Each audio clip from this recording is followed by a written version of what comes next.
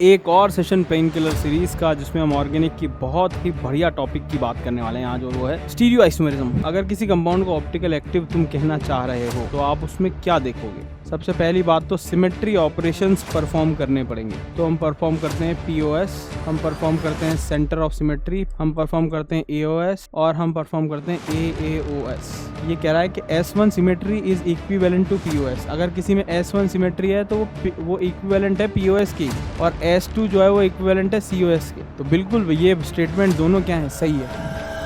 Hello बच्चों, कैसे हो आप लोग? एक और सेशन पेन किलर सीरीज का, जिसमें हम ऑर्गेनिक की बहुत ही बढ़िया टॉपिक की बात करने वाले हैं आज, और वो है स्टीरियोआइसोमेरिज्म। और वो भी सिर्फ सत्य और असत्य के थ्रू, मतलब सत्य का ज्ञान हमको मिलेगा, ट्रू एंड फॉल्स सिर्फ स्टेटमेंट वाइज पढ़ाई करेंगे। बहुत मजा आने वाला है, लेकिन आपको लास्ट तक रहना पड़ेगा। बहुत सारे मिथ और ऑर्गेनिक में जो आपको परेशान कर सकते हैं, वो स्टेटमेंट्स आपको देखने को मिलेंगे।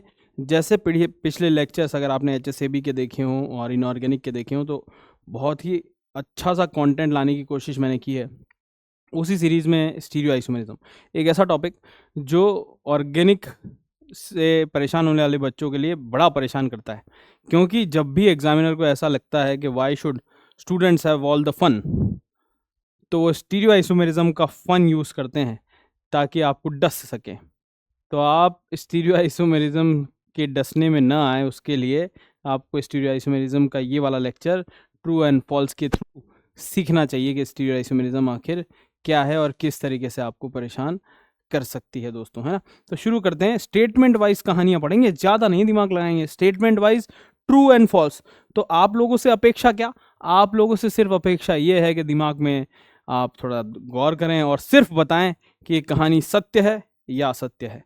ठीक है, बात करते हैं स्टीरियोआइसोमेरिज्म की, और तो बात करते हैं हम ऑप्टिकली एक्टिव होने की। तो कहानी है ऑप्टिकली एक्टिव होने की। तो ऑप्टिकल एक्टिव होने के लिए हम, अगर किसी कंपाउंड को ऑप्टिकल एक्टिव तुम कहना चाह रहे हो कि ये कंपाउंड ऑप्टिकल एक्टिव है, तो आप उसमें क्या देखोगे? तो उसके लिए हम जानते हैं कि ऑप्टिकल एक्टिविटी अगर हमें कहनी है किसी कंपाउंड में, तो मुझे सबसे पहली बात तो सिमेट्री ऑपरेशंस परफॉर्म करने पड़ेंगे। सिमेट्री ऑपरेशंस परफॉर्म करने पड़ेंगे दोस्तों। और सिमेट्री ऑपरेशंस कौन कौन से परफॉर्म करते हैं, अगर आपको याद हो तो हम परफॉर्म करते हैं पीओएस, हम परफॉर्म करते हैं centre of symmetry, plane of symmetry, हम परफॉर्म करते हैं एओएस, और हम परफॉर्म करते हैं एएओएस, है ना। और इनके एब्सेंस होने की दुआ करते हैं ताकि कंपाउंड ऑप्टिकली क्या हो सके, एक्टिव हो सके।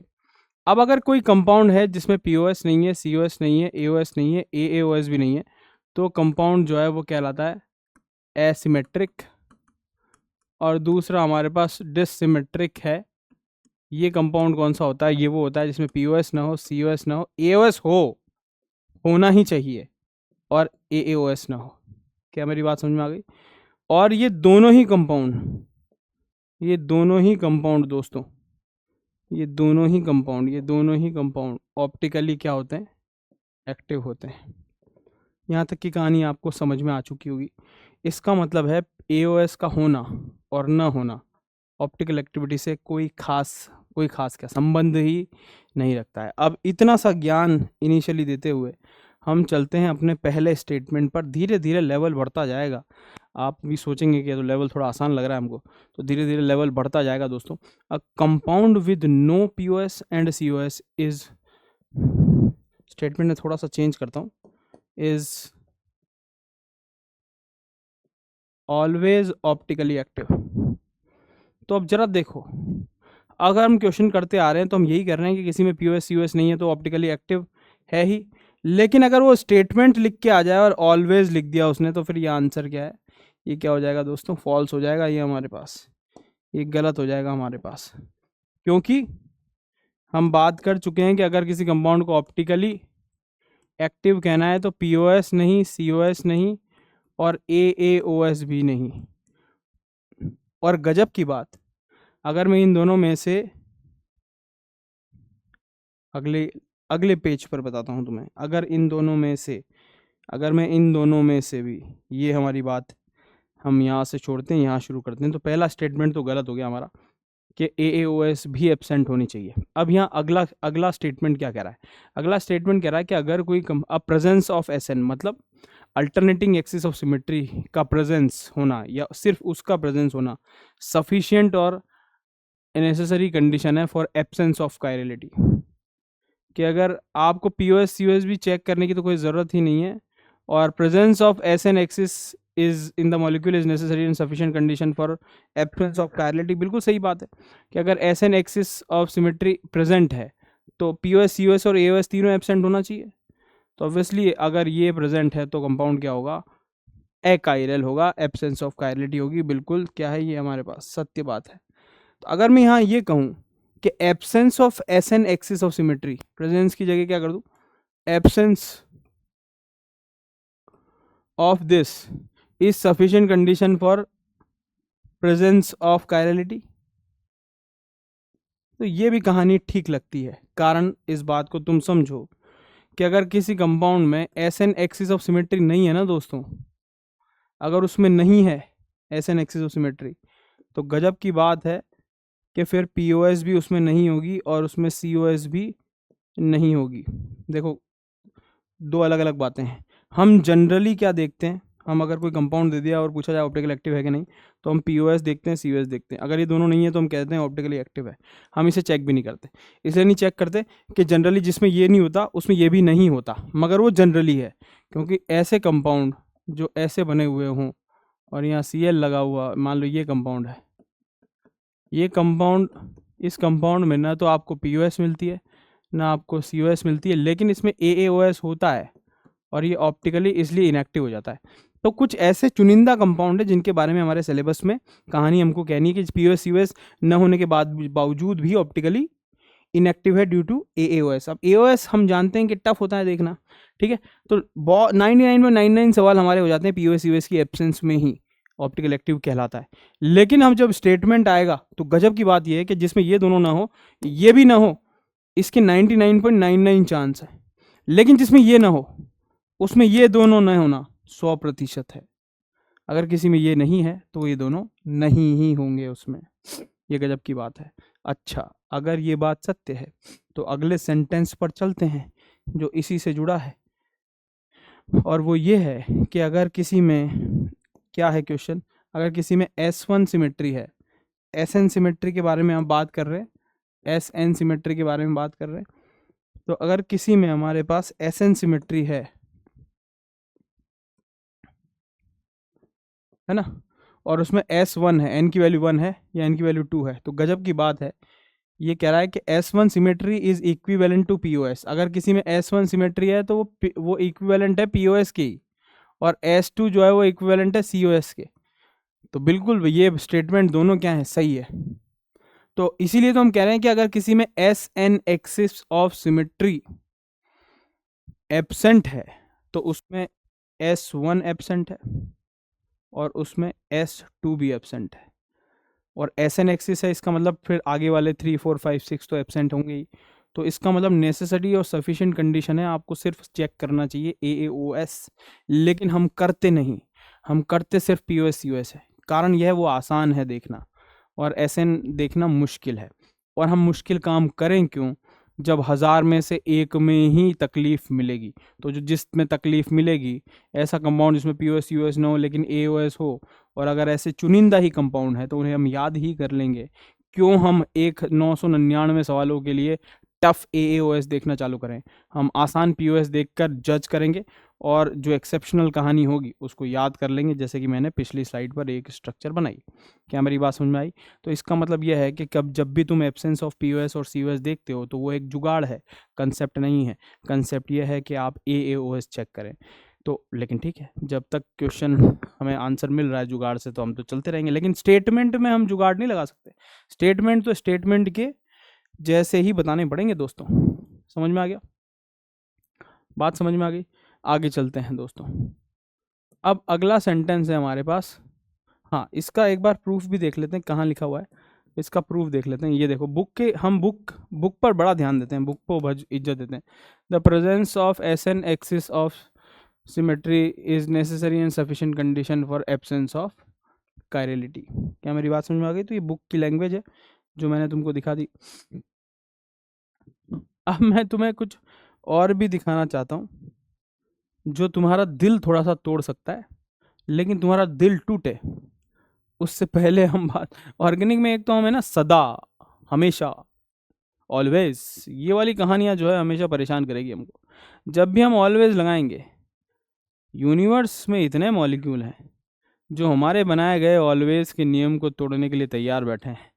तो ऑर्गेनिक में, या फिर मैं यूं कहूं कि केमिस्ट्री में, हम ऑलवेज कहने से हमेशा बचते हैं, क्योंकि जितना हम जानते हैं वो तो इतना सा है, और इतने मॉलिक्यूल हैं जो हमारे बनाए गए रूल को तोड़ने के लिए तैयार बैठे हैं। तो ऑलवेज लगाने से हमेशा ऑर्गेनिक और इनऑर्गेनिक वाला मास्टर बचता है। क्यों बचता है? क्यों बचता है? क्यों बचता है? इस सवाल का जवाब है ये। वापस आएंगे उस सवाल पर, लेकिन क्यों बचता है उसका आंसर है ये एक ऐसा compound, on rare occasion one encounters a compound that lacks S all elements. इसमें हमारे पास POS नहीं है, COS नहीं है, AOS नहीं है, और AAOS भी नहीं है। कुछ भी नहीं है भाई साहब इस कंपाउंड में। इस कंपाउंड में कुछ भी नहीं है, ना POS है, ना COS है, ना AOS है, ना AAOS, कुछ भी नहीं है। Still the compound is inactive. कारण है ये सिंगल बॉन्ड के अबाउट रोटेशन। तो ऑब्वियसली अगर इन सबको हटा दूँ तो ऑब्वियसली यहाँ पर मुझे एट्रॉप आइसोमेरिज्म मिल रहा है। What is atropisomerism? Atropisomerism का मतलब है सिंगल बॉन्ड के अराउंड रोटेशन को रेस्ट्रिक्ट करके जो हमने आइसोमेरिज्म डेवलप की। रोटेशन रेस्ट्रिक्ट है यहाँ पर क्योंकि दोनों बल्कि ग्रुप है ऑर्थो पोजीशन पर। लेकिन अब होगा क्या कि ये फॉर्म अपनी एनेंटियोमेरिक फॉर्म में इस सिंगल बॉन्ड के अबाउट स्विल्ड करके, रोटेट करके कन्वर्ट होती रहेगी। तो ये शो करेगा वापस से वही बात जिसकी हम कह रहे हैं कि POS, COS, AOS, AOS कुछ नहीं है, लेकिन अपने कन्फर्मेशनल फॉर्म में कन्वर्ट होता रहेगा। तो ये कन्फर्मेशनल एनेंटियोमेरिज्म शो करेगा। ये क्या बोला है? कन्फर्मेशनल एनेंटियोमेरिज्म। क्या कहा आपने? कन्फर्मेशनल एनेंटियोमेरिज्म। नया वर्ड बोल दिया आपने। मतलब आप ये कह रहे हो कि जो अभी तक आपने रूल बनाए थे वो सब धज्जियां उड़ गई। POS नहीं, COS नहीं, AOS नहीं, कंपाउंड एकाइरल। यस, एकाइरल। कारण है कन्फर्मेशनल एनेंटियोमेरिज्म। नया वर्ड है सर, कन्फर्मेशनल एनेंटियोमेरिज्म। सुनने में थोड़ा सा अजीब लग रहा है सर, कन्फर्मेशनल एनेंटियोमेरिज्म, यही बोला ना आपने? ठीक है, ठीक है, ठीक है। कन्फर्मेशनल एनेंटियोमेरिज्म, ये वर्ड याद रहेगा, कन्फर्मेशनल एनेंटियोमेरिज्म। लेकिन इससे पहले कि हमारे पास कन्फर्मेशनल एनेंटियोमेरिज्म कहानी में आए, ये वर्ड से निपटा लेना चाहिए। वर्ड क्या बोला था सर आपने? वर्ड बोला था आपने कन्फर्मेशनल एनेंटियोमेरिज्म। क्या मतलब है इसका? कि रूम टेम्परेचर में कन्वर्ट होने वाले एनेंटियोमर्स। कैसे? जरा देखो। ब्यूटेन इज ऑप्टिकली इनएक्टिव, बात सही है, ठीक है, but gauche form of butane, particular conformer की बात कर रहा हूँ, is optically active and shows conformational enantiomerism. What does it mean? कि अगर मैं ब्यूटेन के बारे में बात करूँ और ब्यूटेन की गॉश फॉर्म के बारे में बात करूँ, तो गॉश फॉर्म ऑफ ब्यूटेन ये है हमारे पास। अब अगर मैं इसमें देखूँ तो इसमें POS नहीं है दोस्तों, COS भी नहीं है, इसमें AAOS भी नहीं है। स्टिल द कंपाउंड, इसका मतलब है ऑप्टिकली क्या है? ये एक्टिव है। लेकिन ब्यूटेन तो ऑप्टिकली इनएक्टिव है, तो इसकी एक्टिविटी गई कहाँ? जो ये प्लस थीटा मान लो घुमा रहा है, तो इसकी मिरर इमेज भी तो उतनी ही मात्रा में कन्फर्मेशनल फॉर्म पड़ी हुई होगी जो इसका एनेंटियोमर होगा। और ये माइनस थीटा घुमा रहा होगा, और ये 50% होने की संभावना है, तो ये भी 50% ही होगा। तो इसका मतलब ये ऑप्टिकल इनएक्टिविटी एक दूसरे को कैंसिल आउट कर देगी रेजोमाइजेशन के थ्रू। और इसको क्या बोल रहे हैं हम? कन्फर्मेशनल एनेंटियोमेरिज्म की वजह से ऑप्टिकली इनएक्टिव है। ऑप्टिकली एक्टिव है लेकिन उतनी ही मात्रा में उसकी मिरर इमेज भी सॉल्यूशन में मौजूद है। क्या मेरी बात तुमको समझ में आ गई? तो ये कन्फर्मेशनल एनेंटियोमेरिज्म है। अब यहाँ से वापस आते हैं हमारे पास उसी सवाल पर जहाँ पर हमने छोड़ा था। वापस आते हैं अपन ना इस कहानी में। ऑल कायरल मॉलिक्यूल्स, मतलब कायरल्स का मतलब optical active molecules, are asymmetric. सभी एसिमेट्रिक होंगे क्या? सभी कायरल मॉलिक्यूल्स एसिमेट्रिक होंगे क्या? अपने मन में आंसर कर लो, ट्रू एंड फॉल्स। यहाँ हमने इस पेज पे बात की थी, सभी कायरल मॉलिक्यूल्स एसिमेट्रिक होंगे क्या? नहीं, कुछ डिसिमेट्रिक भी होंगे, क्योंकि AOS का कोई लेना देना नहीं है ऑप्टिकल एक्टिविटी से, है ना। तो ये दोनों, अगर ये तीनों ना हो और ये हो, तो भी कंपाउंड क्या होगा? ऑप्टिकली एक्टिव होगा। इसका मतलब हमारा all chiral molecules are asymmetric वाली कहानी कैसी हो गई दोस्तों? ये हो गई हमारी गलत। गलत क्यों? क्योंकि कुछ डिसिमेट्रिक भी होंगे, इसलिए ये हमारा स्टेटमेंट कैसा हो गया? फॉल्स हो गया। क्या मेरी बात तुमको समझ में आ गई है? क्लियर है ना?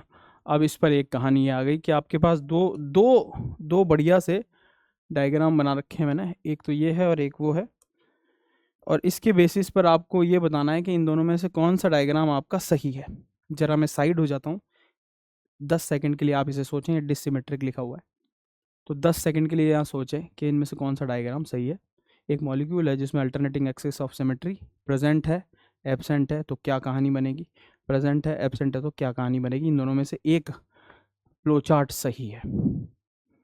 ठीक है, अपना अपना अपना आंसर लॉक कर ले। ठीक है, पॉज करके। ठीक है, अब इसका चेक करते हैं।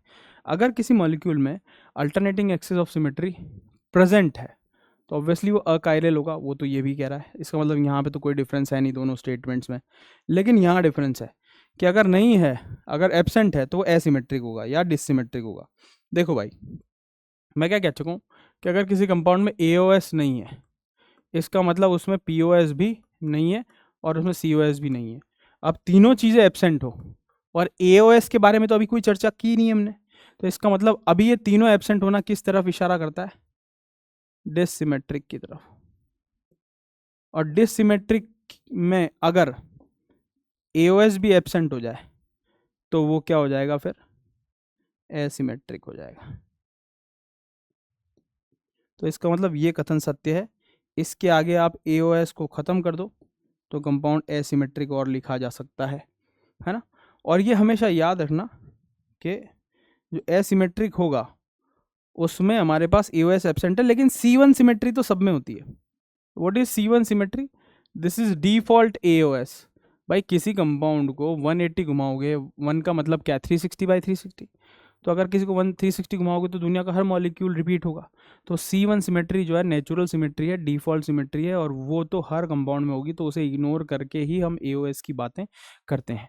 तो आप कभी ये ना कहें कि एसिमेट्रिक में भी तो सर AOS होती है ना। C1 वाली चर्चा हम कभी नहीं करेंगे। जो सब में है उसका क्या मतलब? क्या मेरी बात समझ में आ गई है?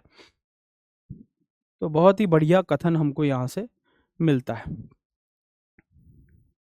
अब यहाँ से हमको एक सेंटेंस और देता है, ये मैं ट्रू ही बोल रहा हूँ, इसका मतलब मैं तुमको समझा देता हूँ कि अगर मान लो किसी में SN एक्सिस ऑफ सिमेट्री है, अगर किसी में SN एक्सिस ऑफ सिमेट्री है लेकिन उसमें POS नहीं है और N की वैल्यू जो है आपकी E1 है। एग्जाम्पल के तौर पर अगर किसी में S4 सिमेट्री है तो ये सेंटेंस कह रहा है कि उसमें C2 भी होगा, लेकिन इसका उल्टा कथन सत्य नहीं होगा कि C2 है तो E1 होगा, तो ये नहीं होगा, वो होगा। तो इसका उल्टा कथन सत्य नहीं है, लेकिन इसका ये वाला कथन सत्य है कि अगर किसी में ये नहीं है तो, और POS नहीं है और N E1 है, तो अगर S4 सिमेट्री है तो N/2 4/2 मतलब C2 सिमेट्री भी होगी, N/2 C2 सिमेट्री भी उसमें होगी। ये कथन है, आपको ध्यान रखना है। बहुत बढ़िया सेंटेंस है। बोलो, बात समझ में आ गया? अब अगला सेंटेंस है, बड़ा ध्यान से सुनना, तुम्हें कन्फ्यूजन हो सकता है दोस्तों। कथन क्या है, जरा इस बारे में बात करते हैं। कथन ये है कि देयर आर ओनली 2 रिश्ता पॉसिबल। सिर्फ 2 रिश्ते पॉसिबल हैं दोस्तों, सिर्फ 2 रिश्ते पॉसिबल हैं बिटवीन स्टीरियोआइसोमर्स। अगर तुम ये कह रहे हो कि जय और वीरू स्टीरियोआइसोमर्स हैं, तो या तो एनेंशियोमर्स हो सकते हैं या फिर ओडाइस्टीमर्स। तो उनके बीच में 2 ही रिश्ते पॉसिबल है, या तो एनेंशियोमर हो सकते हैं या फिर ओडाइस्टीमर हो सकते हैं। तीसरा कोई और रिश्ता पॉसिबल ही नहीं है। क्या बात कर रहे हो? अब मुझे पता है आप लोगों में से कुछ के मन में 2 सवाल आ रहे होंगे, पता नहीं क्यों आ रहे हैं मगर आ रहे हैं। और वो सवाल ये है कि सर हो सकता है वो मीज़ो हो सकता है वो आइडेंटिकल हो। तो मेरे प्यारे दोस्तों, मीज़ो होना is not a relation, Mizo होना is identity. I am Mizo, we are brothers. We are brothers एक रिश्ता है, रिलेशन की बात कर रहे हैं। I am Mizo is absolute बंदे की टेंडेंसी है, ये तो एब्सोल्यूट कैरेक्टरिस्टिक है ना मीज़ो होना। और आइडेंटिकल होना तो कभी रिलेशन है ही नहीं। मैं यहाँ खड़ा हूँ और मैं यहाँ खड़ा हूँ, इन दोनों के बीच में क्या रिश्ता है? अरे दोनों सेम है भाई। क्वेश्चन पूछने वाले ने चालाकी करी, इसका मतलब रिश्ता थोड़ी बन जाएगा आइडेंटिकल और आइडेंटिकल होना। हाँ या ना? क्या मेरी बात तुमको समझ में आ गई? अरे बोलो। आप एक घर में रहें और पड़ोस में भी जो है अपना परिवार बना लें, दोनों जगह रह रहे हो, और बाहर आके तुम ये कहो कि ये दोनों तो आइडेंटिकल हैं, तो ये रिश्ता है। अबे अलग अलग थोड़ी हैं, सेम ही है। समझ में आ गया? जूते पड़ने वाले हैं फिर, अगर तुमने इसे रिश्ता बोल दिया आइडेंटिकल होने को। समझ में आए? तो रिश्ता होने का मतलब क्या है? भाई भाई होना रिश्ता है, कि we are brothers, I am भाई। वो रिश्ता थोड़ी है, वो तो एब्सोल्यूट क्वालिटी है कि मैं दादा हूँ। समझ में आ गया? तो रिश्ता होना अलग बात है, दो चीज़ों के बीच में होगा रिश्ता, दो या दो से ज़्यादा के बीच में रिश्ता हो सकता है। समझ में आ गया? तो अगर ए और बी, जय और वीरू, अगर स्टीरियो आइसोमर हैं तो उनके बीच में रिश्ता सिर्फ या तो एनेंटियोमर होगा या डायस्टीरियोमर होगा। अब सबसे पहले डेफिनेशन ऑफ एनेंटियोमर के बारे में बात करते हैं। एनेंटियोमर का मतलब होता है कि stereo isomers which are non super imposable mirror images. मतलब मिरर इमेजेस होंगे लेकिन एक दूसरे पर सुपर इम्पोज नहीं करेंगे, जैसे कि ये हाथ है ना, they are non super imposable. ऐसा नहीं लिखेंगे, ऐसे रखेंगे। इधर ये इधर मुंह है ना, तो इसका फेस भी इधर रखेंगे। अभी non super imposable mirror images of each other है, आगे ना। एनिंशोमेरिज्म का मतलब ऑप्टिकल एक्टिव होना, मतलब कायरल होना, है ना। तो इसका मतलब कोई ऑप्टिकल एक्टिव है, इसका मतलब उसमें एनिंशोमेरिज्म शो करने की टेंडेंसी है, मतलब वो non super imposable mirror image बनाता है। तो ए और बी या तो आपस में non super imposable mirror image होंगे, है ना। और डायस्टिवर की डेफिनेशन क्या है? Which are not mirror image of each other. मज़ा नहीं आता इस डेफिनेशन में। डेफिनेशन में मज़ा क्या है कि अगर आपने दो रिश्ते बताए कि मैं और आप भाई भाई हो सकते हैं या भाई बहन हो सकते हैं, आप ये कह रहे हो कि हम दोनों रिश्तेदार तो हैं लेकिन भाई भाई नहीं है। तो भाई अगर भाई भाई नहीं है तो बचेगा क्या? जो रिश्ता बचा वो होगा, भाई बहन का होगा। तो डेफिनेशन में ये मजा है कि अगर आप डायस्टीमर की डेफिनेशन दे रहे हो तो सिंपल सी ये बात बोल दो ना कि stereo isomers which are not enantiomers, which are not enantiomers, खत्म।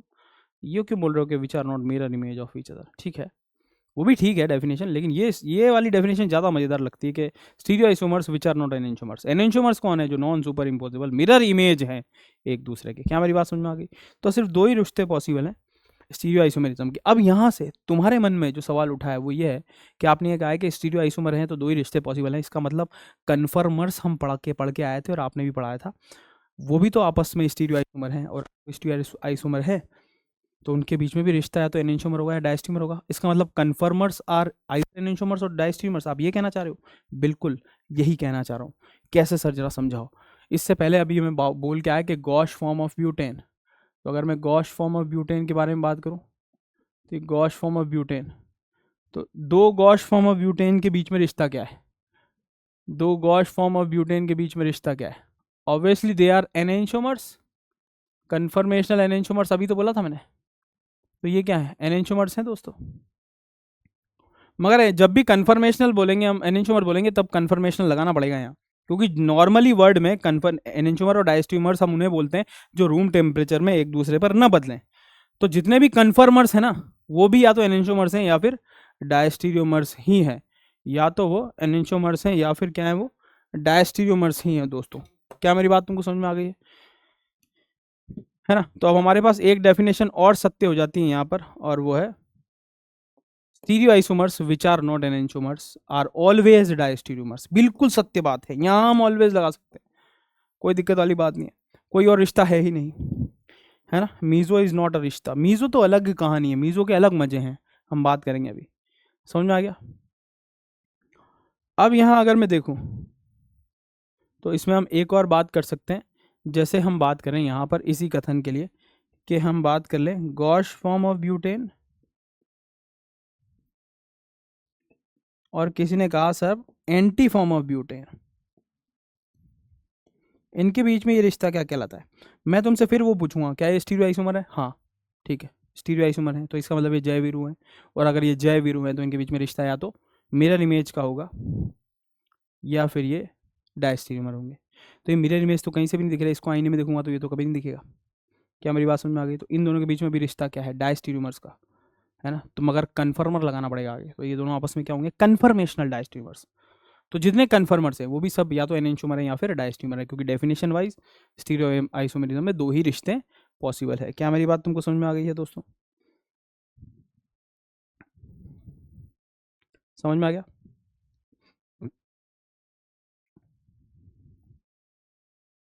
अब एक बहुत यहाँ पर भी हम बातें करते हैं, बहुत अच्छी सी बात अब यहाँ पर लेते हैं। सिस डेकालिन is optically inactive due to plane of symmetry.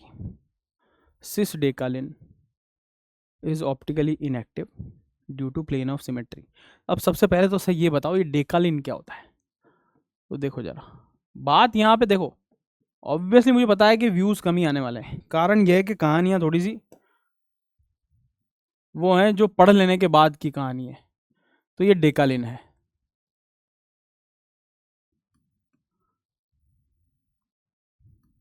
तो अगर आप कुछ अच्छा कंटेंट खोजते हुए आए हो तो आप यहाँ तक पहुँचे होंगे, वरना अब तक तो आपने बंद कर दिया होगा, ये पक्का है। ठीक है, इसके आगे मैं तुमको मीज़ो के बारे में बहुत अच्छी अच्छी कहानियाँ सुनाऊंगा। अभी तो लगे रहना, लास्ट में आने वाला, क्योंकि अच्छा कंटेंट यही लास्ट में आता है। ठीक है, यही सुना है हमने तो यूट्यूब में। ठीक है, देखो अब यहाँ पर अगर मैं देखूँ तो ये डेकालिन है, और अगर एच और एच यहाँ पर जो जंक्शन है वहाँ पर हमारे पास सेम साइड दिख रहा है तो इसे सिस कहते हैं, और ये हमारे पास ट्रांस होता है। लेकिन देखने में लग रहा है कि cis decalin is optically inactive due to presence of POS. अच्छा ठीक है, और फिर अगला सवाल भी लिख दोगे सर आप, trans decalin is optically inactive due to conformational enantiomerism. ये क्या बकवास सर, मेरी बात सुनो आप। Cis decalin is optically inactive due to presence of POS. यहाँ तो दिख रहा है मुझे पीओएस, ये रहा, और यहाँ पे भी मुझे तो पीओएस दिख रहा है, तो दोनों में पीओएस दिख रहा है सर, दोनों ऑप्टिकली इनएक्टिव है due to presence of P O S हमारे अनुसार। तो अब आप बताओ क्या कहना चाह रहे हो।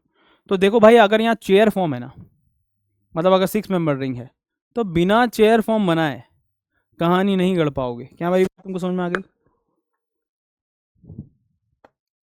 तो बनाना पड़ेगा दोस्तों, यहाँ 6 मेंबर रिंग बनानी पड़ेगी, 6 मेंबर रिंग बनानी पड़ेगी। मैं तो बना के लाया हूँ, मैं क्यों बनाऊँ। तो अगर 6 मेंबर रिंग आपको बनानी पड़ेगी तो मैं समझा देता हूँ कि हुआ क्या है। अगर मैं एक रिंग ये बनाता हूँ, ठीक है, ये वाली रिंग मैंने बना ली, तो अब यहाँ पर हमारे पास ये दो CH2 ग्रुप है। ये दो CH2 ग्रुप जो है वो क्या हो सकते हैं, एक एक्सियल हो सकता है और एक इक्विटोरियल हो सकता है। और हम जानते हैं 1 2 एक्सियल, एक्सियल ट्रांस होता है, एक्सियल इक्विटोरियल ये जो है ये क्या होता है, सिस होता है। तो हमारे पास यहाँ पर हमारे पास ये क्या बनेगा, सिस, ये एक्सियल इक्विटोरियल है। और अगले वाले में अगर मैं बात करूं, अगले वाले में अगर मैं बात करूं यहाँ पर अगले वाले में, तो अगर मैं इस चेयर फॉर्म को मैं यहाँ मान रहा हूँ, तो यहाँ पर हमारे पास ये और ये दोनों क्या है हमारे पास, इक्विटोरियल इक्विटोरियल। क्या मेरी बात समझ में आ गई? तो अगर दोनों इक्विटोरियल इक्विटोरियल है और यहाँ हमारे पास एक्सियल इक्विटोरियल है, तो इक्विटोरियल इक्विटोरियल और एक्सियल इक्विटोरियल, यहाँ हमारे पास दो फॉर्म है। इक्विटोरियल इक्विटोरियल ये हमारे पास क्या कहलाता है, 1 2 इक्विटोरियल इक्विटोरियल ट्रांस होता है, वेरेज एक्सियल इक्विटोरियल हमारे पास क्या होता है, सिस होता है। क्या मेरी बात तुमको समझ में आ गई है दोस्तों? अरे बोलो बोलो बोलो बोलो बोलो बोलो बोलो बोलो बोलो बोलो। अब हम क्या कह रहे हैं कि सिस, हमारे पास क्वेश्चन क्या, हमारा क्वेश्चन है कि कहाँ गया वो क्वेश्चन। अरे यार, क्वेश्चन क्या है, cis decalin is optically inactive due to presence of plane of symmetry. तो प्लेन ऑफ सिमेट्री है क्या इसमें? यहाँ पर हमको प्लेन ऑफ सिमेट्री तुमको कहीं से भी दिख रही है क्या कि प्लेन ऑफ सिमेट्री कोई काट पीट मचा सकते हैं क्या हम यहाँ पर? बिल्कुल भी नहीं, ये बिल्कुल भी नहीं है। ट्रांस में अगर मैं देखूँ तो हमारे पास यस, ये ट्रांस में हमको COS जरूर दिख जाएगी। कैसे? ये गया, ये गया, ये गया, ये गया, ये बीच में से पास होगा। तो यहाँ जरूर कह देंगे हम कि हमारे पास यहाँ पर क्या है, COS है, यहाँ पर COS है। लेकिन इसमें न तो तुमको POS कहीं भी दिख रही है, देख लो कैसे काटोगे, ऐसे तो काटोगे नहीं, ये मिरर इमेज मिलेगी नहीं, बोलो इसकी मिरर इमेज ये तो मिल नहीं रही है ऐसे काटने पे। समझ में आ गया? तो मिरर इमेज तो नहीं मिल रही है, तो POS तो यहाँ है नहीं, और अगर POS यहाँ नहीं है तो COS मिलने का तो इसमें कोई सवाल ही नहीं उठ रहा। तो COS भी नहीं है, POS भी नहीं है, तो क्या ये ऑप्टिकली एक्टिव है? ये तो COS मिल गया मतलब ऑप्टिकली इनएक्टिव। लेकिन क्या ये ऑप्टिकल एक्टिव है? बिल्कुल नहीं, क्योंकि अगर मैं इसको आईने में देखूंगा तो इसकी एक मिरर इमेज बनती हुई मुझे यहाँ दिखेगी, मिरर इमेज। क्योंकि ये फ्लिप करेगा, हो सकता है कि ये इसकी मिरर इमेज भी बनाए, जो कि इसका कन्फर्मेशनल फॉर्म ही तो होगा। और अगर कन्फर्मेशनल फॉर्म होगा दोस्तों, तो फिर इसमें हम क्या कहेंगे कि ये सिस जो है वो ऑप्टिकली इनएक्टिव है ड्यू टू कन्फर्मेशनल एनेंशियोमेरिज्म।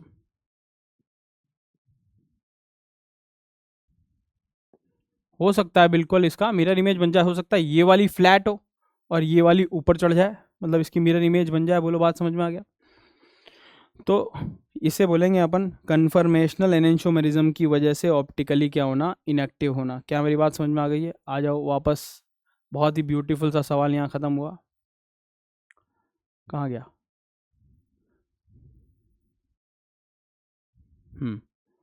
तो यहाँ हमारे पास कह रहा है कि trans decalin is optically active. गलत बात। Trans decalin is optically inactive due to presence of POS। Decalin trans कहाँ है? देख लो फिर से, ट्रांस डेकालिन, इसमें क्या है? COS प्रेजेंट है। तो हमारे पास trans decalin is optically inactive due to conformational enantiomerism नहीं, cis decalin is optically inactive due to, यहाँ पर सिस ट्रांस की जगह क्या होनी चाहिए? सिस होना चाहिए। Cis decalin is optically inactive due to conformational enantiomerism, यहाँ बिल्कुल सत्य बात हो जाएगी। फिर उसके बाद trans decalin is optically inactive due to presence of POS। Trans decalin में POS मिली थी क्या हमको? ट्रांस में POS मिली थी क्या? इसमें POS हमारे पास है नहीं। बोलो बात समझ में आ गया? क्या मिला था यहाँ पर? COS मिला था हमको। बोलो बात समझ में आ गया? तो COS की वजह से ये जो है वो क्या हो जाएगा? ऑप्टिकली इनएक्टिव हो जाएगा। क्लियर है? तो दोनों ऑप्टिकली इनएक्टिव है, लेकिन सिस किसकी वजह से? कन्फर्मेशनल एनेंशियोमेरिज्म की वजह से। ये इसकी मिरर इमेज भी बनाएगा और कन्फर्मर बना के रहेगा, लेकिन ये इसमें तो हमें साक्षात COS मिल गया, तो दोनों ऑप्टिकली इनएक्टिव है, मगर रीजन अलग अलग है। अब देखो जरा, ऐसा ही एक और सवाल हमारे पास आता है जो कि हमें बड़ा परेशान करता है। और वो सवाल क्या है? जरा देखो, इसके जैसा ही एक और सवाल है, और वो ये है, सिस 1,2 डाइक्लोरो। ये बहुत बढ़िया सवाल है।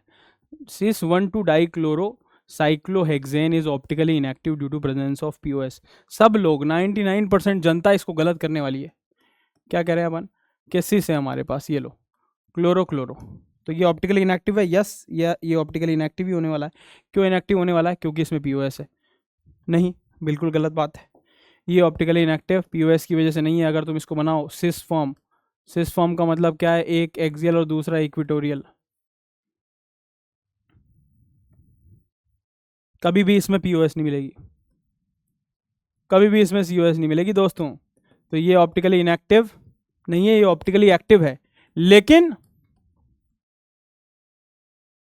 इसकी कन्फर्मेशनल फॉर्म, मतलब इसकी एनेंशियोमेरिज्म फॉर्म ये मिलती रहेगी ना, कन्फर्मेशनल एनेंशियोमेरिज्म, मतलब ये रेजेमाइजेशन होता रहेगा इसका रूम टेम्परेचर पर ही, बिल्कुल वैसा ही जैसा कि गॉश फॉर्म ऑफ ब्यूटेन में था। तो गजब की बात है। ये बहुत अच्छा सवाल है कि अगर पूछा जाए इनमें से कौन ऑप्टिकल इनएक्टिव है ड्यू टू POS, तो सिस 1,2 डाइक्लोरो साइक्लोहेक्सेन में POS की वजह से ऑप्टिकल इनएक्टिविटी नहीं है, वो अपने ही एनेंशियोमर के साथ रूम टेम्परेचर में बराबर मात्रा में रह रही है, जैसा कि गॉश फॉर्म ऑफ ब्यूटेन थी। इस वजह से क्या है? ऑप्टिकली इनएक्टिव है। अब देखो जरा, इसी में एक और सवाल बना लेते हैं।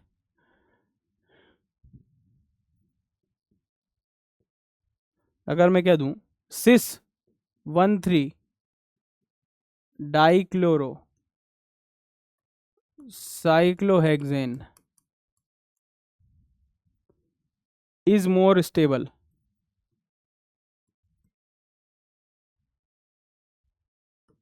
than trans 1,2 dichloro cyclohexane. This 1,3 dichlorocyclohexane is more stable than trans 1,3 dichloro. अच्छा, नॉर्मल बातें करते हैं, फिर इस पर आते हैं कि अगर मेरे पास ये फॉर्म है और मेरे पास ये फॉर्म है, ज़्यादा स्टेबल कौन है? ऑब्वियसली इनमें से ज़्यादा स्टेबल ट्रांस है। ओके, ठीक है, समझ में आ गया है, बिल्कुल बात आपकी सही है। अब अगर मैं बात करूँ सर, इन दोनों में से ज़्यादा स्टेबल कौन है? ये और ये, इन दोनों में से सर ज़्यादा स्टेबल कौन है? तो सिस में तो रिपल्शन होगा, ट्रांस में रिपल्शन जो है वो क्या होगा, कम होगा, तो ये ज़्यादा स्टेबल है। नहीं, सही बात क्या है ज़रा देखो, 1 to सिस के लिए हमारे पास पॉसिबिलिटी क्या है, सॉरी 1 to ट्रांस के लिए पॉसिबिलिटी क्या है, ए और ई। तो ये ई में रहकर बल्कि ग्रुप ई में रह के खुश रहेगा, ये ए में रहेगा तो कम से कम एक बल्कि ग्रुप तो एक्सियल पर रिपल्शन खाएगा ना, 1315। इस वजह से ई की वजह से ये ज़्यादा स्टेबल होता है। समझ में आ गया? लेकिन जब हम बात करते हैं 1,3 की, जब हम 1,3 डाइक्लोरो के बारे में बात करते हैं, तो सिस का 1,3 सिस होने की पॉसिबिलिटी क्या है? 1,3 सिस होने की पॉसिबिलिटी ये है दोस्तों कि अगर मान लो यहाँ पर हमारे पास ये मिथाइल ऊपर है तो ये भी मिथाइल कहाँ होगा, ऊपर। तो सिस होने की पॉसिबिलिटी हमारे पास क्या है, एक्सियल एक्सियल या फिर इक्विटोरियल इक्विटोरियल। तो 1,3 सिस की पॉसिबिलिटी है इधर एक्सियल एक्सियल पर हो या फिर फ्लिप करके इक्विटोरियल इक्विटोरियल। तो ऑब्वियसली वो इक्विटोरियल इक्विटोरियल पर रहकर ज़्यादा खुश रहेगा, रादर देन अगर मैं यहाँ पर ट्रांस बना दूँ, ट्रांस 1,3 की पॉसिबिलिटी है एक्सियल इक्विटोरियल, तो obviously equatorial equatorial is more stable. तो गजब की बात है कि सिस फॉर्म यहाँ पर ज़्यादा स्टेबल होगी, क्योंकि हमारे पास दोनों डाइक्लोरो जो है वो इक्विटोरियल इक्विटोरियल पर होंगे, जबकि ट्रांस वाले में हमारे पास यहाँ पर हमारे पास एक बल्कि ग्रुप कम से कम एक्सियल पर होगा। तो बहुत बढ़िया सवाल, यहाँ पे भी बच्चे कंफ्यूज होते हैं। तो सारी कहानियां हैं जो तुम्हें परेशान कर सकती है ना, वो सारी कहानियां मैं लेके आ गया हूँ। अगली देखो, अगली कहानी है enantiomers are isometric in nature, है ना। दो दो कहानियां हैं इसमें, enantiomers are isometric in nature, और इसी के साथ एक और बात लिख देते हैं यहीं पर, और वो क्या है, डायस्टीरियोमर्स आर एनिसोमेट्रिक इन नेचर। क्या मतलब है इसका? ये बिल्कुल सत्य कथन है। आइसोमेट्रिक इन नेचर का मतलब है कि जैसे मान लो हमारे पास ये है, ये हमारे पास, और एक इसकी हमारे पास मिरर इमेज है, ये दोनों आपस में क्या है, एनेंशियोमर्स है। तो आइसोमेट्रिक का मतलब ये है कि अगर मान लो मैं यहाँ पर Cl और Et के बीच में डिस्टेंस निकालूं, इसके न्यूक्लियस के बीच में, तो हमारे पास x आ रही है, तो ऑब्वियसली यहाँ पर भी ये वैल्यू, ये डिस्टेंस क्या आएगी, x आएगी। अगर मैं यहाँ पर ये H और इथाइल के बीच में डिस्टेंस y निकालूं, तो यहाँ पर भी हमारे पास ये डिस्टेंस y आने वाली है। तो अपने एटम्स के बीच में जो रिलेटिव डिस्टेंसेस हैं वो एनेंशियोमर्स में हमेशा सेम होती है, इसलिए इसको बोलते हैं आइसोमेट्रिक इन नेचर। लेकिन डायस्टीरियोमर्स में ऐसा कुछ नहीं हो सकता, डायस्टीरियोमर्स में तो कुछ भी पॉसिबिलिटी हो सकती है। मान लो 4 कायरल सेंटर हैं एक में, तो अगर 2 में चेंज आ गया तो क्या हो गया, डिफरेंस जो ऑब्वियसली 2 में पलटेगा, 2 में नहीं पलटेगा, तो ऑब्वियसली जो डिस्टेंस बिटवीन दी एटम्स है या मॉलिक्यूल्स, ग्रुप ऑफ एटम्स हैं, वो डिफरेंट होने वाली है। तो यहाँ पर डिफरेंट होने की वजह से इसे क्या बोलते हैं अपन, एनिसोमेट्रिक। बढ़िया सवाल यहाँ बन सकता है। फिर एक अगले सवाल पर ध्यान देते हैं, जरा पढ़ो तब तक मैं पानी पीता हूँ। Enantiomers can not be separated by,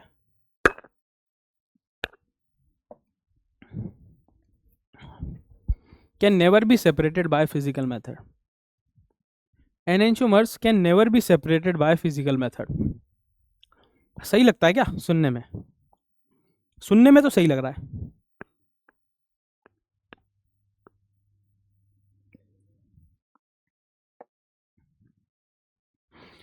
क्योंकि हम डायस्टीरियोमर्स को पढ़ के आए कि फ्रैक्शनल डिस्टिलेशन से अलग किया जा सकता है। एनेंशियोमर्स को सेपरेट करने का हमें तरीका जो पता है वो है by converting them into diastereomers, फिर उन्हें फ्रैक्शनल डिस्टिलेशन से अलग कर लो। बस एक बात की शर्त रखो कि जो रिएक्शन आप यूज कर रहे हो वो रिवर्सिबल होनी चाहिए, तो वापस ही ना आए आपका एक बार डायस्टीरियोमर बनने के बाद, तो आप रिवर्सिबल रिएक्शन यूज करो। लेकिन enantiomers can never be separated by physical method, ये तो गलत हो गया, ये फॉल्स। क्योंकि आप क्रोमेटोग्राफी से कायरल रिएजेंट लगाते हुए आप इसे सेपरेट आउट कर सकते हो। तो क्रोमेटोग्राफी फिजिकल मेथड है। एब्जॉर्प्शन, एब्जॉर्प्शन ना कि एब्जॉर्प्शन हम यहाँ कर रहे हैं। तो when racemic mixture is placed on chromatography column, if the column consists of chiral substance, then principal the enantiomers should have move along the column at different rates and should be separable without having to be converted into diastomers. बिना diastomer में convert किए उन्हें separate out किया जा सकता है. This has been successfully accomplished with paper, column and thin layer liquid chromatography. क्या मेरी बात समझ में आ गई है? तो यस, कॉलम क्रोमेटोग्राफी के थ्रू आप कायरल रिएजेंट यूज करते हुए डिफरेंट सेट ऑफ एब्जॉर्प्शन होगा, तो उसके थ्रू आप इसे सेपरेट आउट कर सकते हो. तो वहाँ स्टेटमेंट गलत हो जाता है कि फिजिकल मेथड से इसे सेपरेट नहीं किया जा सकता. क्या अगला स्टेटमेंट है racemisation is thermodynamically favourable and spontaneous. Racemisation is thermodynamically मतलब अगर एक एनेंटियोमर को दूसरे एनेंटियोमर में मिलाया जाए तो वो मिलना चाहते हैं. ऐसा है क्या?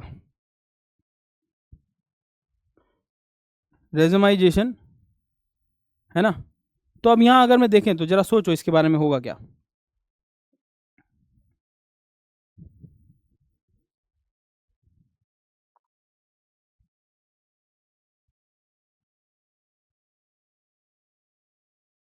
सोचो जरा.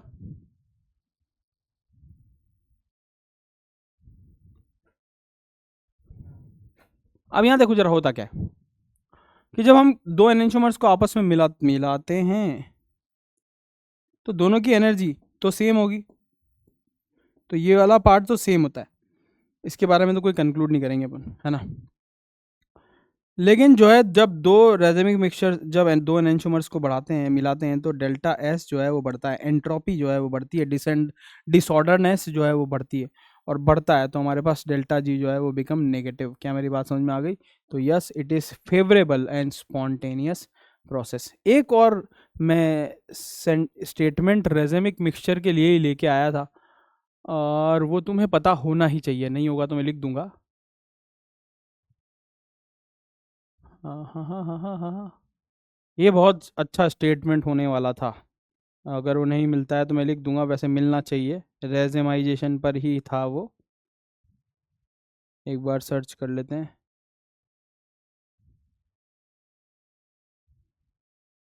हाँ, ये बड़ा अच्छा स्टेटमेंट है जो आप लोगों को पता होना चाहिए. क्या है statement? The physical properties of enantiomers and racemic mixtures are different. ये गजब की बात है, ध्यान देना कि फिजिकल प्रॉपर्टीज जो होती हैं, बॉइलिंग पॉइंट, मेल्टिंग पॉइंट, वो एनेंशियोमर्स मतलब कोई ऑप्टिकली प्योर कंपाउंड जो होता है उसकी फिजिकल प्रॉपर्टीज़ और रेजिमिक मिक्सचर की फिजिकल प्रॉपर्टीज़ जो है वो क्या होती हैं, अलग अलग होती हैं दोस्तों. ये बिल्कुल ट्रू बात है, इस बात का ध्यान देंगे हम. क्या मेरी बात समझ में आ गई? बोलो. हाँ, ये तो हो ही गया था हमारा. एनिसोमेट्रिक इन नेचर ये लिख दिया था अपन ने, है ना. अगला सेंटेंस हमारे पास आ जाए. ये पता नहीं क्यों कंफ्यूज करता है तुमको, मुझे समझ में नहीं आता है. स्टेटमेंट बहुत ही आसान, बहुत ही बढ़िया. एक compound can be optically active with और विदाउट अ कायरल सेंटर. एक कंपाउंड ऑप्टिकली एक्टिव हो सकता है विद और विदाउट अ कायरल सेंटर. बिल्कुल सही बात है यार, इसमें क्या बात है, ये ट्रू बात है. कैसे है कि C double bond C double bond C भाई, जैसे ही मैं ये लिखता हूँ ना फिर क्लास में, हाँ बात तो बिल्कुल सही है सर. ये पता नहीं क्यों बाद में आता है तुम्हारा निकल के, जब भी तुम ये देखते हो तब समझ में आता है हाँ सही बात है. कायरल सेंटर की कहाँ ज़रूरत है ऑप्टिकल एक्टिविटी के लिए. What is the criteria for optical activity? POS US AOS का न होना. और उसके बाद भी अगर कोई ऑप्टिकल इनएक्टिव है तो रीज़न है रेजमाइजेशन. क्या मेरी बात तुमको समझ में आ गई है? फिर अगला सेंटेंस और होना चाहिए हमारे पास. नहीं होगा तो मैं खुद लिख देता हूँ.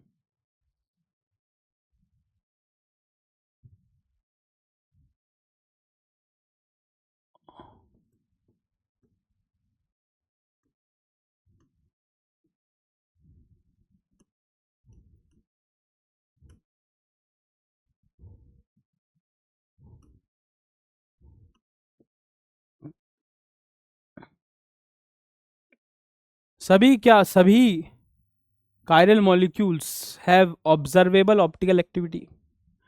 क्या सब में ऑब्जर्वेबल ऑप्टिकल एक्टिविटी होती है? क्या सब में ऑब्जर्वेबल ऑप्टिकल एक्टिविटी होती है क्या? ला ला ला ला ला, जरा सोचो इसके बारे में। क्या सब में ऑब्जर्वेबल ऑप्टिकल एक्टिविटी होती है क्या?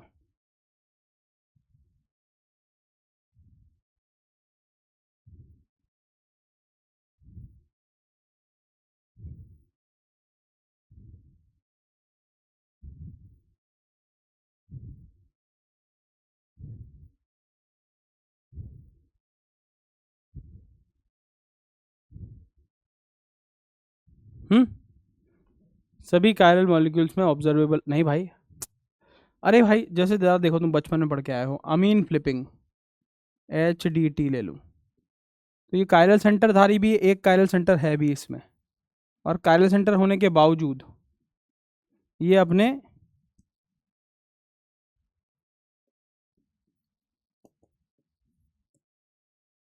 अगर सोचो ये R फॉर्म है तो ये ऑब्वियसली S फॉर्म होगी, अगर ये स्मॉल d फॉर्म है तो इसमें L फॉर्म होगी।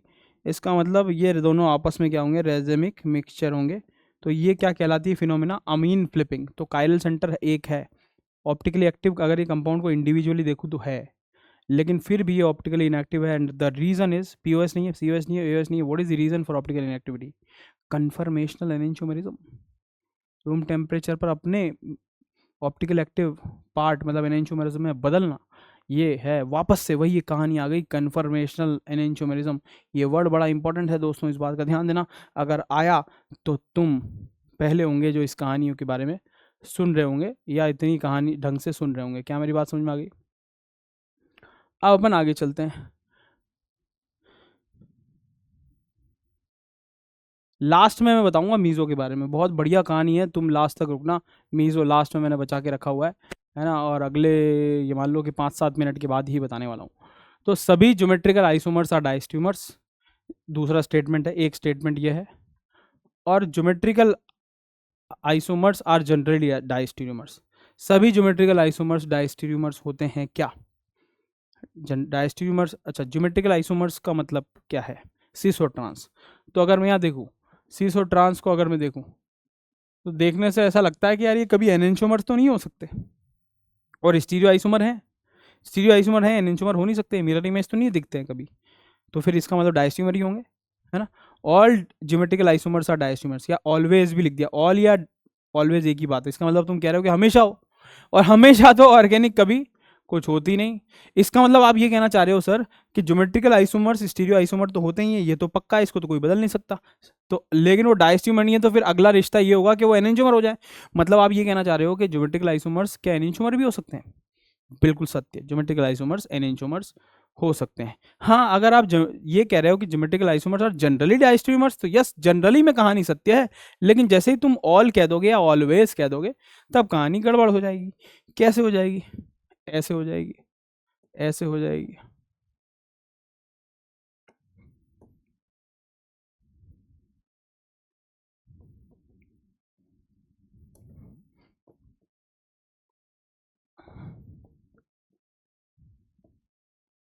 जैसे इसकी और इसकी बात करें हम, तो हमारे पास यहाँ अगर मैं कॉन्फ़िगरेशन निकालूँ इसका, RS कॉन्फ़िगरेशन, तो हमारे पास होगा क्या? जरा देखो, इससे इधर चले कार्बन कार्बन मिला, इससे इधर चले कार्बन और 2 हाइड्रोजन मिला, तो पहली प्रायोरिटी तो ये होगा, दूसरी प्रायोरिटी ये होगा, तीसरी प्रायोरिटी ये होगा, चौथा हमारे पास H होगा। तो 1 2 3, तो हमारे पास ये होगा R, ये होगा S, ये होगा R, ये होगा S, ठीक है। और ये डबल बॉन्ड GI दे रहा होगा उस समय, क्योंकि ये 1 प्रायोरिटी, ये 2 प्रायोरिटी, और R और S में से प्रायोरिटी R को दी जाती है ओवर S। तो 1 और 1 अपोजिट साइड, तो ये Z हो गया। और यहाँ देखो, ये प्रायोरिटी 1, ये प्रायोरिटी 2, और R को प्रायोरिटी देंगे 1, ये हो गया 2। तो इसका मतलब ये हमारे पास कैसा हो जाएगा? कहाँ गया, कहाँ गया, कहाँ गया, कहाँ गया? 1 2। तो 2 और 2 अपोजिट, 1 और 1 अपोजिट, तो इसका मतलब ये E है।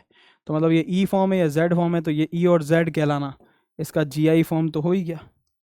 और अगर ये GI हो गया दोस्तों, अगर ये GI हो गया दोस्तों, अगर ये GI हो गया दोस्तों, तो हम जरा देखो इसमें ना तो पीओएस मिलेगी तुमको कभी भी, ना इसमें सीओएस मिलेगी कभी तुमको।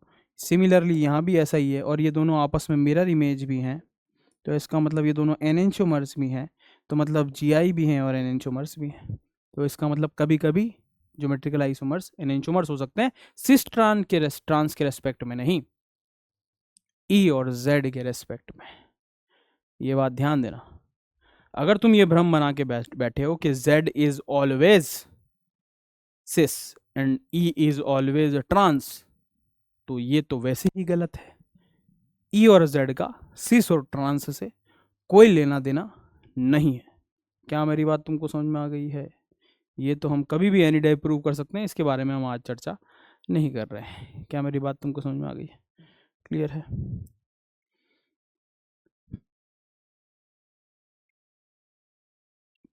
अगले सेंटेंस की ओर बढ़ते हैं।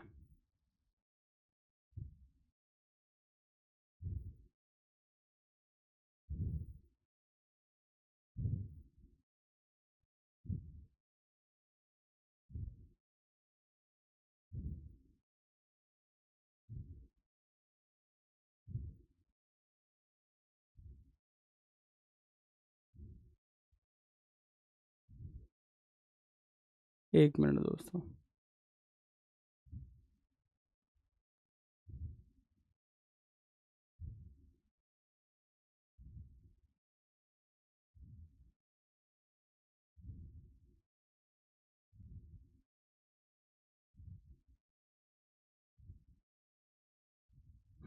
आ जाते हैं अब इस पे।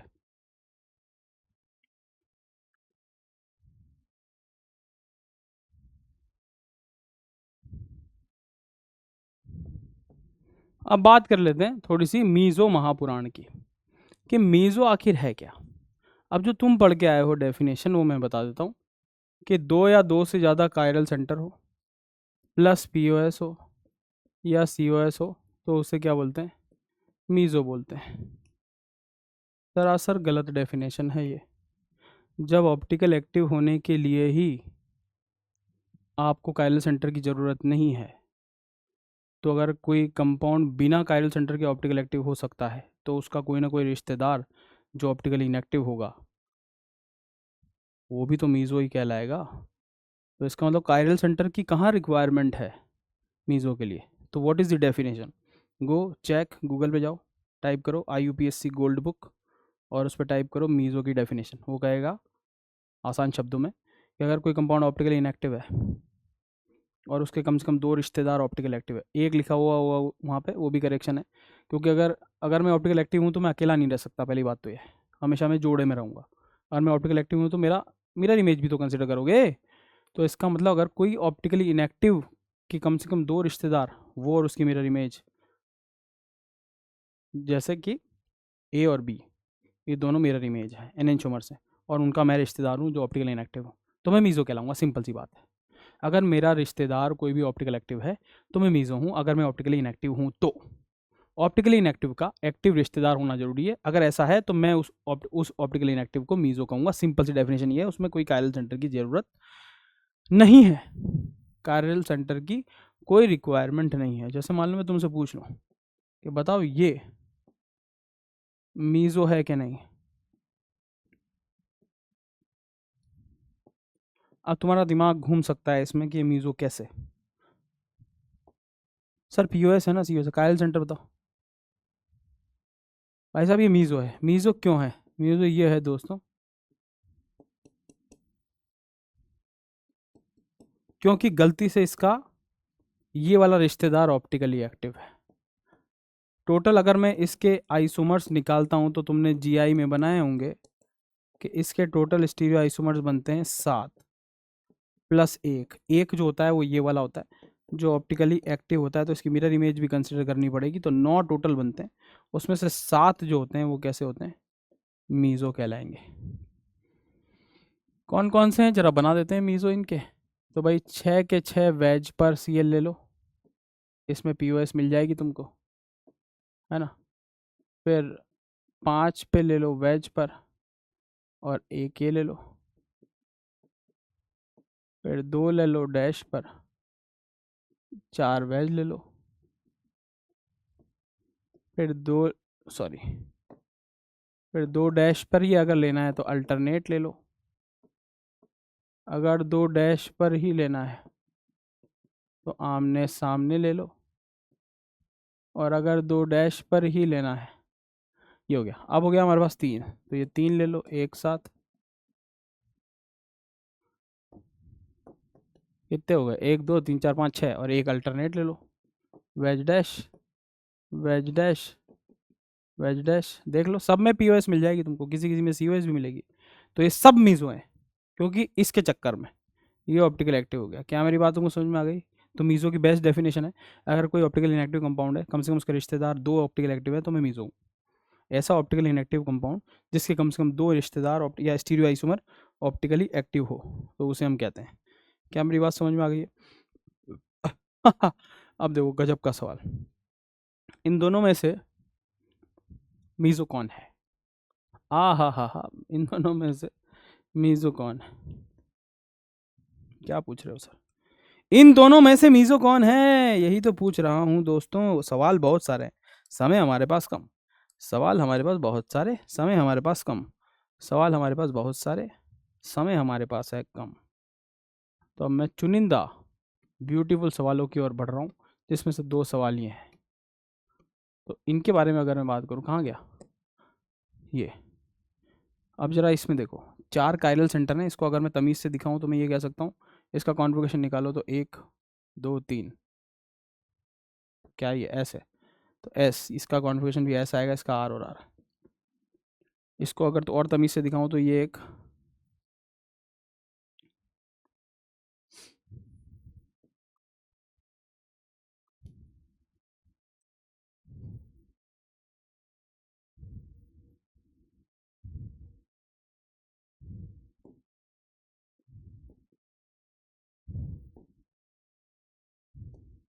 टेट्राहेड्रल स्पीशीज़ है। भूल के भी मत बोलना कि इसमें पीओएस है, कि सर ऐसे काट देंगे। टेट्राहेड्रल है वो, पागल हो गया? टेट्राहेड्रल को ऐसे कैसे काटोगे? ये कोई स्क्वायर है क्या जो तुम ऐसे काट दोगे? इसे पता नहीं क्यों काट देते हो। अच्छा ठीक है सर, तो एक काम करेंगे, इसको काट देंगे ऐसे। अरे सर एक काम करेंगे, एस और एस को मिलके काट देंगे। कैसे काट दोगे भाई?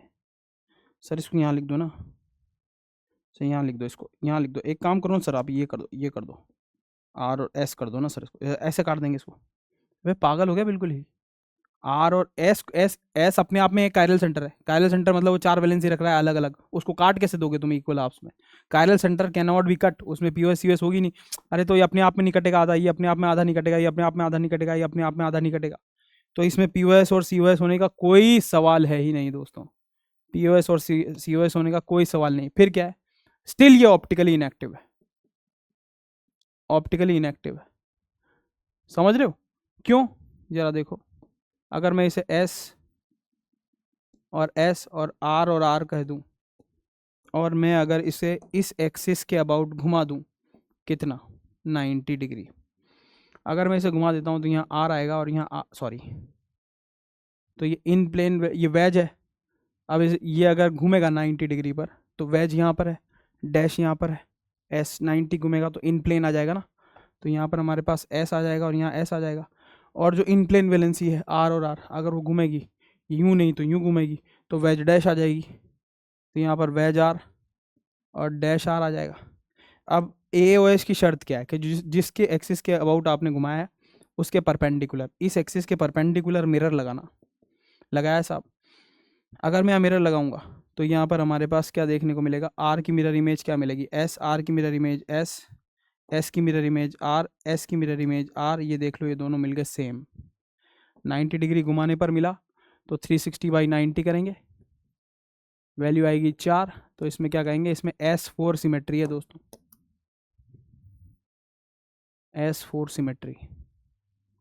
पीओएस नहीं, सीओएस नहीं। यही एग्जाम्पल सबसे पहले लिया था जिसमें मैंने कहा था पीओएस सीओएस नहीं हो मगर एओएस हो सकती है, वही है ये। अब इसके वेरिएशन निकाल लो, तो हो सकता है चारों आर हो। चारों आर होगा तो कोई कंडीशन ही नहीं बनेगी, ऑप्टिकली एक्टिव होगा ये। इसकी मिरर इमेज बनेगी कौन सा? चारों एस। फिर एक आर आर आर एस मिल सकता है, ये भी ऑप्टिकल एक्टिव होगा, एस SSR। तो 4 इसके स्टीरियो आइसोमर ऑप्टिकली एक्टिव है, इसके 4। तो अगर 2 ही चाहिए थे तो 4 हैं, तो फिर ये मीज़ो कहलाएगा ही कहलाएगा। तो बहुत बढ़िया मीज़ो है, शानदार मीज़ो है। पूछा जाए कि इसके कितने स्टीरियो आइसोमर बनेंगे, इसके कितने स्टीरियो आइसोमर बनेंगे इसके, तो आंसर क्या होना चाहिए, 5 होना चाहिए। 4 ऑप्टिकल एक्टिव, 1 मीज़ो। समझा? क्या कह रहे हो सर, ये मीज़ो है, मीज़ो के लिए पहचानना है, ये मीज़ो के लिए पहचानने के लिए बोल रहे हो क्या?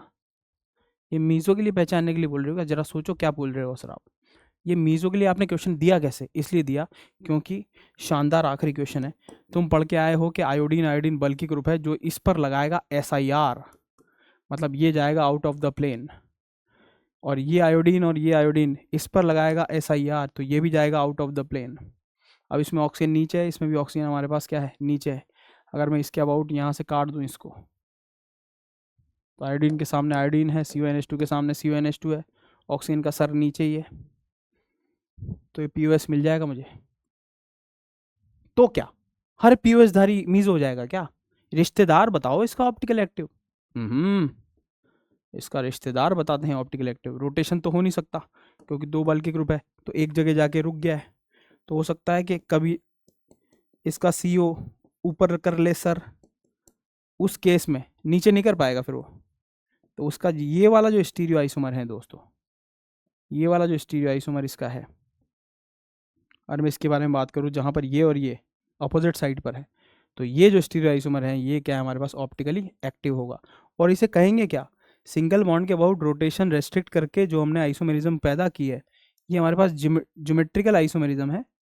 और ये CO O और O अपोजिट है, तो इसे क्या बोलेंगे, ट्रांस। और ये क्या है, कंपाउंड सिस। तो ये GI भी दे रहा है, GI में सिस इज मीजो और ट्रांस इज ऑप्टिकली एक्टिव। हैं, क्या बात कर दी आपने, SIR की वजह से इतने सारे नाटक हो गए और हमको पता भी नहीं चला। SIR की वजह से CO और CO सेम साइड हुआ, POS पास हुई और रेस्ट्रिक्टेड रोटेशन हुआ, एक दूसरे में कन्वर्ट नहीं हो सकते, इसलिए कन्फर्मर नहीं है, इसलिए ये कंपाउंड जो है वो मीजो कहलाएगा, क्योंकि इसका ये वाला रिश्तेदार, इसमें ना POS मिलेगी, ना COS मिलेगी, ना AOS मिलेगी।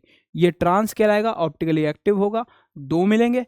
ये सिस कहलाएगा, ऑप्टिकली इनएक्टिव कहेगा, मीजो होंगे। समझ में आया? ये कहानियाँ कुछ वैसी है दोस्तों, है ना।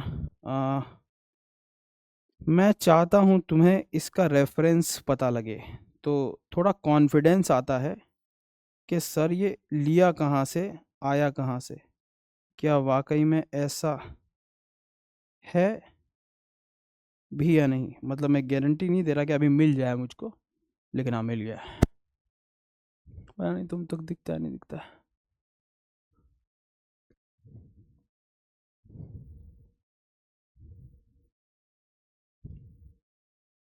हाँ दिखा, यही कंपाउंड देखो, ये कंपाउंड दिख रहा है, दिखा दिखा दिखा दिखा, यस सिस फॉर्म, ये सिस फॉर्म दिखी, ये इसकी ट्रांसफॉर्म दिखी, दिखी ट्रांसफॉर्म, ये कंपाउंड देखो, CO नीचे CO ऊपर, ट्रांसफॉर्म। क्या लिखा हुआ है लास्ट में, लास्ट में पढ़ने की कोशिश करते हैं, यहाँ से पढ़ते हैं, the trans isomer is chiral and resolved, whereas cis isomer is mesoform। हाय हाय हाय हाय हाय, कहानियाँ बहुत सारी और भी है, मज़ेदार है। स्टीरियो आइसोमेरिज्म इतनी शानदार चीज़ है जिसकी हद नहीं। लेकिन आज के लिए इतना ही काफ़ी है। स्टीरियो आइसोमेरिज्म में और भी कहानियाँ हम सुन सकते हैं। स्टीरियो आइसोमेरिज्म बहुत ज़्यादा ब्यूटीफुल है, लेकिन तुम लोगों के लिए आज के लिए इतना ही काफ़ी है। मिलते हैं अगले सेशन में, और बढ़िया पढ़ेंगे और शानदार पढ़ेंगे। दिस इट, मिलते हैं अगले सेशन में। तब तक के लिए स्वस्थ रहें, मस्त रहें, आनंद रहें, ऐसे ही देखते रहें। Bye bye, take care, see you.